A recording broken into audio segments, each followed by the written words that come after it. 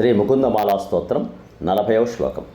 క్షీరసాగర తరంగశీకర సారతారకితచారుమూర్తయే భోగిభోగశయనీయశాయినే మాధవాయ మధువిద్విషే నమః.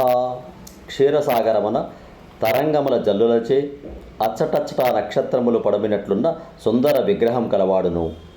శేషభోగశయ్యపై పవళించిన మధుసూదనుడు మాధవునకు నమస్కారం అని కులశేఖరులు తమ ముకుందమాలా స్తోత్రంలో చివరి శ్లోకంగా ఆ పాలకడలిపై పవళించిన విష్ణుమూర్తిని స్తుతించారు. మరొక్కసారి క్షీరసాగర తరంగశీకర సారతారకితచారుమూర్తయే భోగిభోగశయనీయశాయినే మాధవాయ మధువిద్విషే నమః.